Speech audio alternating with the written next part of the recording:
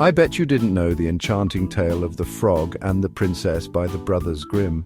Once upon a time, in a land of sparkling rivers and emerald forests, there lived a beautiful princess. She had long golden hair, eyes as blue as the summer sky, and a laugh that sounded like tiny silver bells. The princess loved to play in the royal garden, especially by the cool, clear pond. One sunny afternoon, the princess sat by the pond, tossing her favorite golden ball high in the air. Up and down it went, glinting in the sunshine, catching the light like a miniature sun. The princess giggled each time she caught it, her laughter echoing through the silent trees. But then, oh no! One throw went a little too high, and the golden ball bounced right over her head and splash! It landed with a plop right in the middle of the pond. The princess gasped. Her beautiful golden ball lost in the pond. It was so deep she'd never be able to reach it. Big fat tears welled up in her eyes. As she cried, she heard a funny voice say, "What's wrong, pretty princess? Why are you crying so?" The princess wiped her eyes and looked around. On a lily pad right in front of her sat a frog. Not just any frog, but a big green frog with friendly brown eyes. The princess was surprised. She had never heard a frog talk before. "My golden ball," she sobbed, pointing to the middle of the pond. "It's gone in there." Croaked the frog, tilting his head. "I can get your ball back, but what will you give me in return?" The princess thought for a moment. What could a frog possibly want? "I'll give you all my jewels and my prettiest dresses," she said. "If you'll just bring me back my ball, your jewels and dresses are no use to me," the frog chuckled. "But if you promise to be my friend, to let me eat from your plate, drink from your cup, and sleep on your bed, then I'll gladly fetch your golden ball." The princess hesitated. That was a big promise, but she wanted her ball back so badly. "Very well," she said, thinking he would forget anyway. "I promise." With a happy croak, the frog dove into the pond. The water rippled as he disappeared below the surface, leaving the princess waiting anxiously on the bank. A few moments later, the frog popped back up, the golden ball balanced on his head. The princess was overjoyed. She scooped up her golden ball and, forgetting all about her promise, ran back to the castle as fast as she could. "Wait," called the frog, but the princess didn't look back. Back at the castle, the princess joined her family for dinner. She was just about to tell them about the talking frog when, thump, thump, thump, something came hopping up the marble stairs. Before anyone could stop him, the frog hopped right into the dining hall and announced, "Princess, you promised I could eat dinner with you."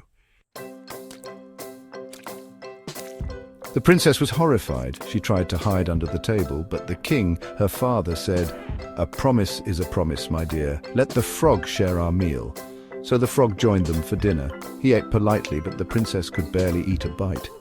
She just couldn't stand the thought of having a slimy frog as a friend. After dinner, the frog wanted to play, but the princess made up excuses. "I'm tired," she said, and ran up to her room, slamming the door shut. But the frog just hopped up the stairs and thumped on her door. "You promised," he croaked. Exasperated, the princess opened the door. "Fine," she cried. "You can sleep on my bed, but just for tonight." And with that, she picked up the frog and gave him a tiny kiss on his head. Suddenly, there was a blinding flash of light. From froggy friend to prince so fine. When the light faded, the princess couldn't believe her eyes. Standing where the frog had been was a handsome young prince with kind eyes and a warm smile. He was dressed in shining armor and had a tiny golden crown perched on his head. The prince explained that he had been turned into a frog by an evil witch, and only a princess's kiss could break the spell. He thanked the princess for keeping her promise, even though it had been hard. The princess felt a little ashamed for how she had treated him when he was a frog. She realized that it wasn't what was on the outside that mattered, but what was on the inside. Dancing under the stars, hearts entwined. From that day on, the princess and the prince became the best of friends. They spent their days playing games in the garden, sharing stories and laughing together. One warm summer evening, as the stars twinkled above the castle, the prince took the princess's hand and asked her to dance. They danced and twirled under the moonlight, and the princess realized that her friendship with the prince had blossomed into something more. She had found a true friend in the most unexpected of places. A promise kept, a friendship found. The princess learned a valuable lesson that day. She learned that promises, even those made to a frog, are important to keep. She learned that true beauty comes from within and that sometimes the most unlikely creatures can become our dearest friends. And so the princess and the prince continued to share many more adventures together, always remembering the day their unusual friendship began. The frog, well, he continued to live in the palace pond, always keeping a watchful and slightly mischievous eye on the happy couple. And they all lived happily ever after, or did they? And they all lived happily ever after, or did they? Some say the frog, no longer needing to be kissed, became quite the matchmaker in the kingdom, using his unique perspective to see the true hearts beneath even the most prickly exteriors. But that's a story for another time. If you enjoyed this tale, don't forget to like and subscribe for more classic enchanting stories.